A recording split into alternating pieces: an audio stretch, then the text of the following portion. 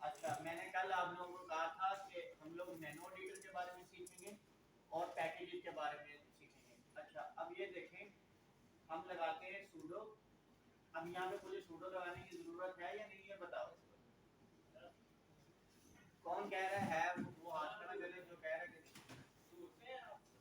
आपको नजर नहीं आ रहा। मान लिखनी है, ये ठीक लिखी है गलत लिखी है। सूडो हटा दें। नहीं हटाया। देन क्यों हो रहा है ये बताओ।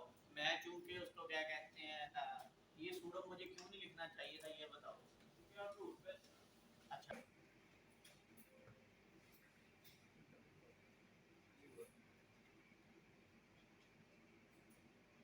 अब मैंने वही सेम कमांड लगानी है ना।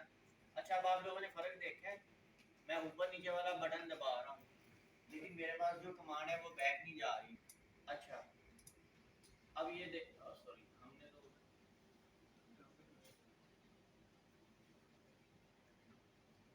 अच्छा अब मैंने लगानी है एपीटी गेट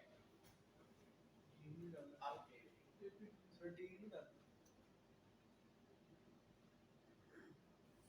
ठीक है जी, उसने जो मेरे पास जो डायरेक्टरीज है ना, उसको क्या कहते हैं, उसको उसने क्या कहते हैं, क्या कहते हैं, मेरे पास उसकी जो परमिशन जो है ना, उसमें एडिट करने की या उसमें कोई चीज़ डिलीट करने की या नहीं अपडेट करने की, वो कह रहा है कि मेरे पास नहीं है। अब सेम यही कमांड है, मैं इससे पहले सूडो ऐड कर देता हूँ। ठीक है जी, क्या काम हुआ, मेरे पास सुपर यूजर के जो राइट्स थे मैंने देन उनको यूज़ किया, उनको यूज़ करते हुए मैंने उस चीज़ को जो अप्लाई कर दिया, ये फ़र्क होता है। अच्छा, अब sudo apt get अपडेट की कमांड मेरे पास क्या है, ये मेरे सर्वर के साथ जितनी भी नई अपडेट्स आई हैं या कोई भी उसने लाइब्रेरी कोई भी सॉफ्टवेयर उसने ऐड किया है उसको ऐड कर देती है। अब ये apt क्या चीज़ है, ये मेरे पास एक पैकेज मैनेजमेंट की एक फाइल है जो क्या करती है, मेरे पास हमने कल पढ़े थे ना दो तरह के पैकेज मैनेजमेंट्स होते हैं, ये कई तरह के होते हैं। फॉर एग्जांपल आप सेंड टू एस में आपने यही काम करना हो तो आप वायू एम लिखेंगे, यम लिखेंगे, यहाँ पे आप एपीडी लिखेंगे। अच्छा, अब मैं चाहता हूँ कि मैंने अपने सर्वर में वेब सर्वर को इंस्टॉल करना है जिसको हम अपाची कहते हैं। अच्छा, वेब सर्वर हमारे पास दो तरह के होते हैं, एक एनजीएक्स होता है हमारे पास, एक हमारे पास अपाची होता है।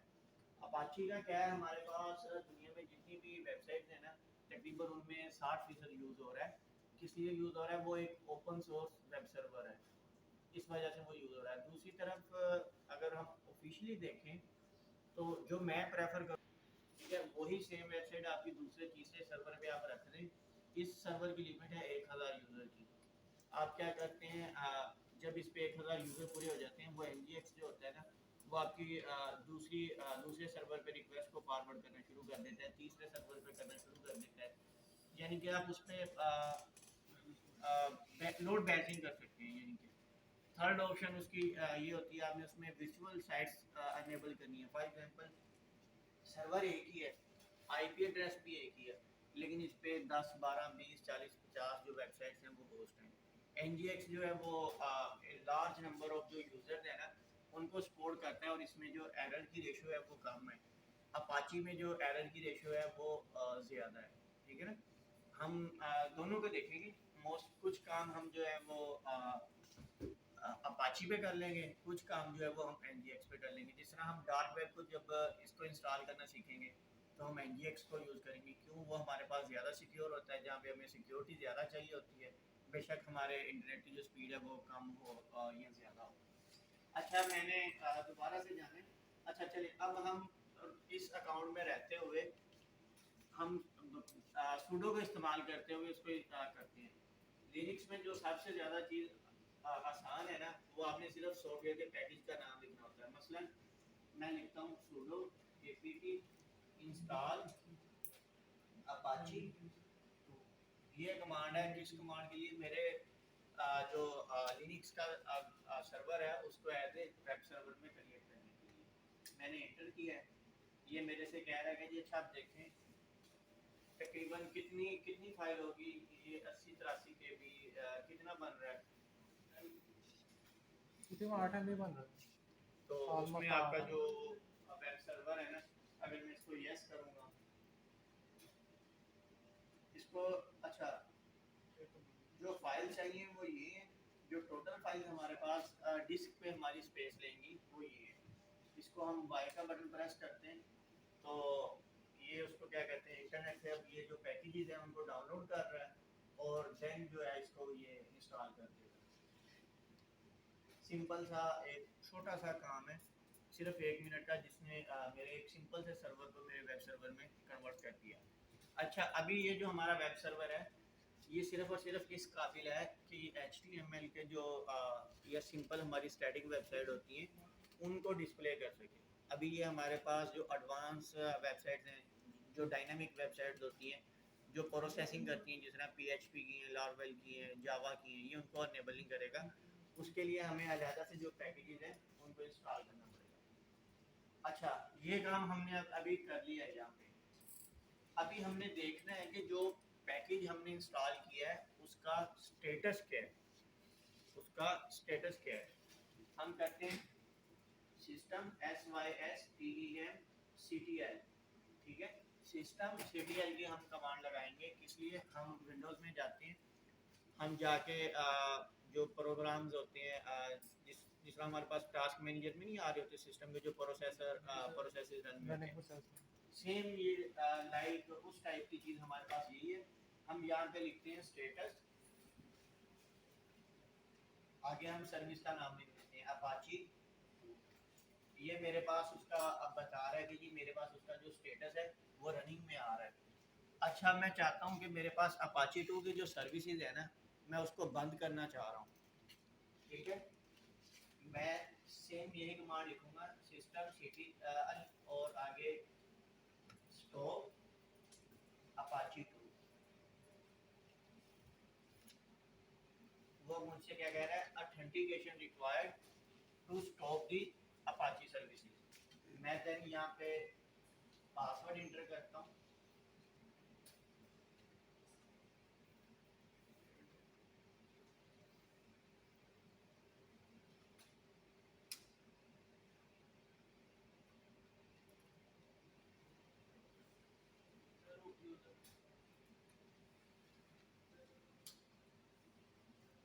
हाँ ठीक है, हमने सुडो नहीं लिखा था उसके साथ, ठीक है।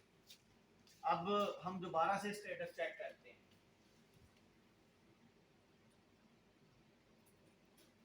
यहाँ पे जो हमारी अपाची की सर्विसेज हैं, ये देखो हमने दोबारा चेक की है, तो ये हमारे पास अपाची की जो सर्विसेज हैं वो बंद हैं। अब मैं चाहता हूँ कि जैसे ही मैं अपना कंप्यूटर या सर्वर बंद करके चलाऊँ, मेरा सर्वर 1 मरतबा 2 मरतबा 10 मरतबा बंद होके चले, तो मेरी जो सर्विसेज हैं वो खुद ब खुद से क्या कहते हैं स्टार्ट हो जाएंगी। उसके लिए भी मेरे पास एक छोटी सी कमांड है। क्या कमांड है, सिस्टम CTL, यहाँ पे आगे हमने स्कोप लगाया है, यहाँ पे हम अनेबल लिख देते हैं। अच्छा, ये नुकसान होता है, मतलब क्या कहते हैं आपको सिंपल इसमें काम करने का, फिर सूडो लगाना हम भूल गए।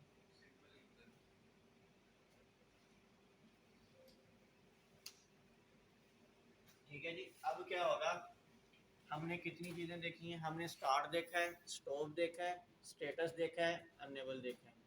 सिंपल क्या काम हो गया, आपने प्रोसेस मैनेजमेंट सीख ली, ये 4 कमांड।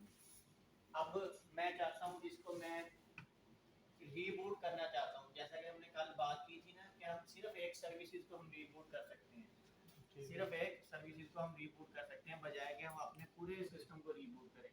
मैं यहाँ पे क्या लिखता हूँ, रीबूट अपाची,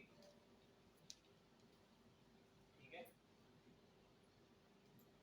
ये मेरा जो नेटवर्क है वो डाउन हुआ है 1 सेकंड के लिए, और दोबारा जो है अब मैं इसको दोबारा कनेक्ट कर सकता हूँ। सिंपली क्या हुआ है, ना मेरा सर्वर रिस्टार्ट हुआ है, ना मेरा टाइम कंज्यूम हुआ है।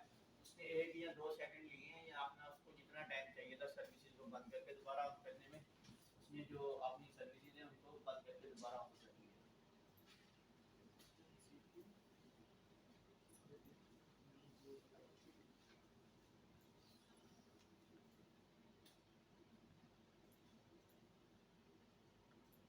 अच्छा, अब हम इसको यहाँ पे चेक करते हैं।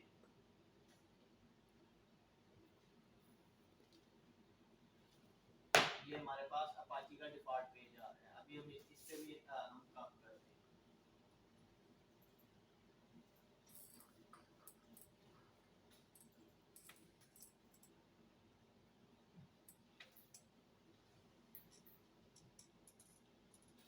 अच्छा, जो बंदा ये बताएगा हम यहाँ पे रूट यूजर से क्यों नहीं लॉगिन हो सकते, उसके लिए बारिश के मौसम में चाहिए, जल्दी जल्दी बता दें। और बताएं, और क्या बताएं, सही जो हमारे पास FTP यूज़र है उसको बनाना सीखेंगे कि किस तरह से हम अपने सर्वर से अपनी विंडोज़ के ज़रिए से या किसी दूसरे कंप्यूटर के ज़रिए से GUI के ज़रिए से हम जो फाइल हैं उनको ट्रांसफ़र कर सकते हैं। आज हम जो फाइल है हमारे पास, ये जो index.html की फाइल है, यानी कि ये जो पेज है हम इसको एडिट करना सीखेंगे। किससे सीखेंगे? नैनो एडिटर के ज़रिए से सीखेंगे। अच्छा, वो हमारे पास इंडेक्स क्या बता रहा है? www.html index.html। अच्छा जी, अब यहाँ पे आ जाओ, नजर आ रहा है? हम यहाँ पे ls करते हैं। कौन कौन बताएगा कि मेरे पास ये कमांड काम करेगी?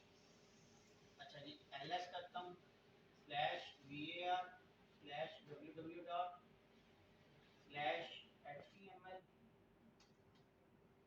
ये मेरे पास बता रहे हैं index.html। अच्छा, अब मजे की बात ये है कि हम कल हमने जो परमिशन है ना उनको हमने डिटेल से डिस्कस किया था।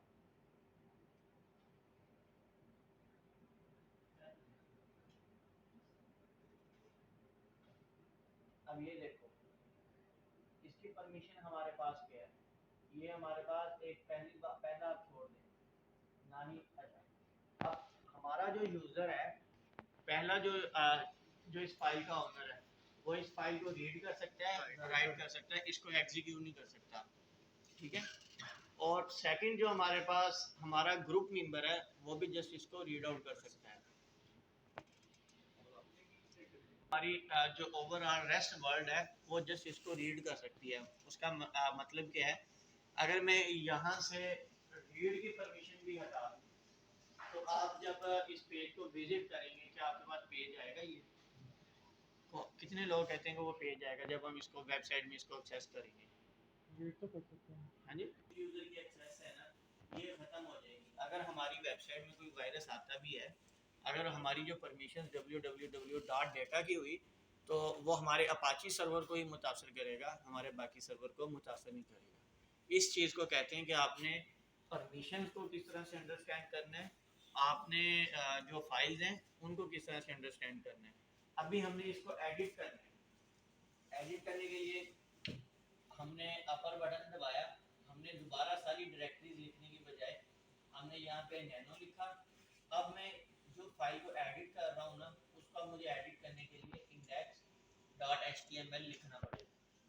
ठीक है, अब ये देखिए हमारे पास यही थी वो जो हमारे पास डिस्प्ले हो रही थी Apache 122 default page it's work. अच्छा जी, इसको हम कर देते हैं जी।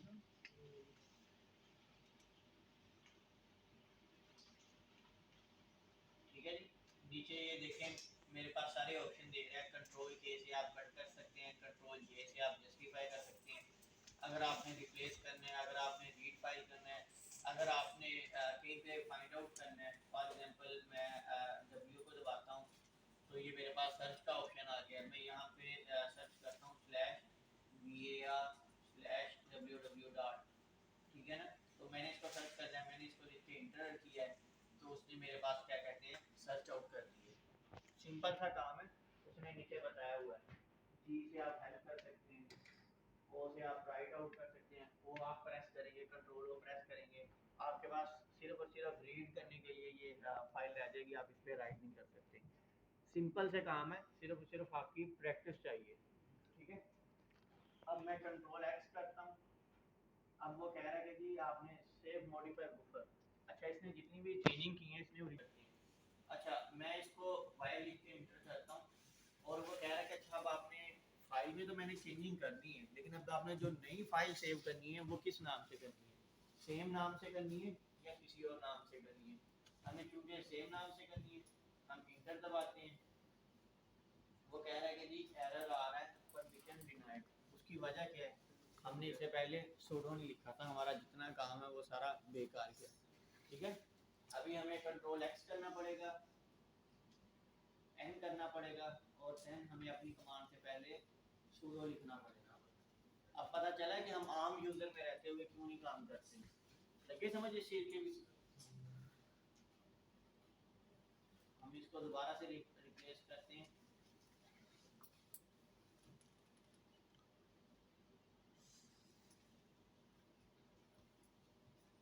अभी आप लोगों को एक और चीज भी दिखाता हूँ जो हमारे पास,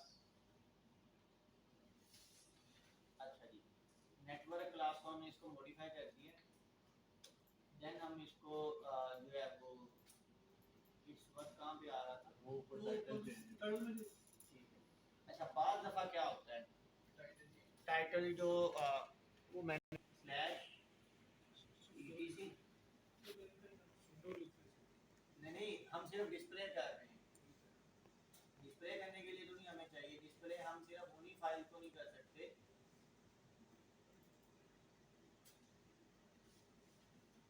अपाची 2, और उसके बाद हमने किस ये देखो ये हमारे पास कौन कौन सी फाइल आ गई, अपाची 2 कॉन्फिग उसने बताया, और उसके बाद फिर उसने कौन सी बताई है, कोड स्टार्ट कॉन्फिग। हाँ जी, जूम कीजिएगा।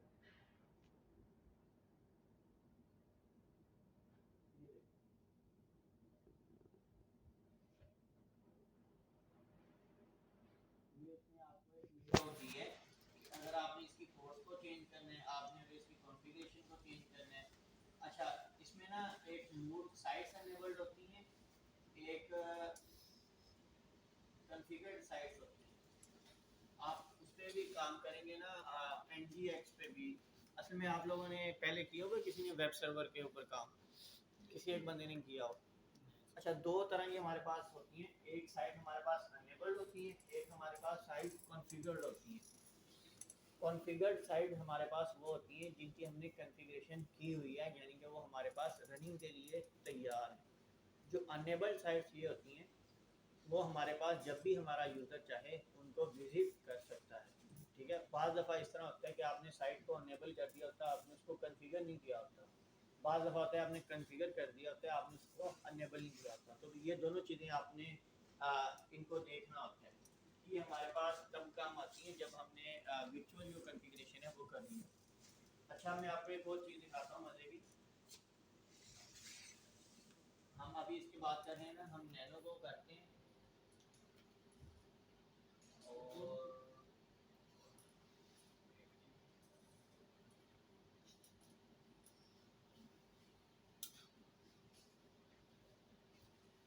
हमने अभी एलएस की कमांड नहीं यूज़ की थी।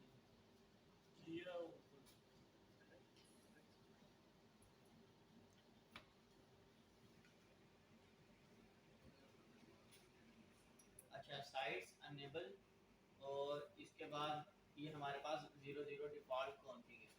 अच्छा, अब आप देखें इसमें मेरे पास किस डायरेक्टरी का एड्रेस पड़ा हुआ है, उसी डायरेक्टरी का एड्रेस पड़ा हुआ है ना जिस पे अभी हमने जाके जो अपनी वेबसाइट रखी हुई है वही है ना। देन हम जब एडवांस काम करेंगे ना, जब हम एक जगह पे रहते हुए 2 3 4 5 वेबसाइट क्रिएट करेंगे, तो हम हर साइट के लिए एक अलग से डायरेक्टरी, जाहिर सी बात है एक फोल्डर में तो नहीं ना सारी वेबसाइट्स पड़ी होंगी। यहाँ पे हम HTML2 फोल्डर बना लेंगे, HTML3 बना लेंगे, बिल्कुल सेम इसी तरह कि आप एग्जाम को इंस्टॉल करते हैं अपने विंडोज़ में, और आप जाते हैं जी HTDocs में जाते हैं, उसमें जाने के बाद आप एक फ़ोल्डर क्रिएट करते हैं, उसमें आपकी वेबसाइट पड़ी होती है। लेकिन लिनक्स हमें सहूलत देता है, आपकी एक वेबसाइट डी में पड़ी हो, आपकी एक वेबसाइट ई में पड़ी हो, एक एफ में पड़ी हुई हो, या अलग-अलग फ़ोल्डर्स में एक ही जगह पे पड़ी हो, तो आप उनको जो है वो वहीं से आप उसको लाइव करवा सकते हैं। ठीक है ना, तो ये मोर फीचर्स हैं। यहाँ पे जाके हमने सिर्फ अपना जो रूट डायरेक्टरी देनी होगी कि यहाँ पे मेरी इस फोल्डर के अंदर जितनी भी HTML की फाइल्स, PHP की फाइल्स पड़ी हुई हैं, आप उनको जो है वो अनेबल कर दें। अब तो ही मैंने कहा था कि आपको अब जो है ना वो किताबें पढ़ने की आदत डाल लेनी चाहिए।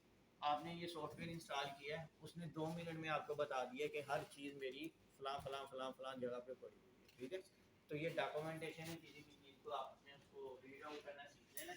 आपके जो 80% जो मसाइल हैं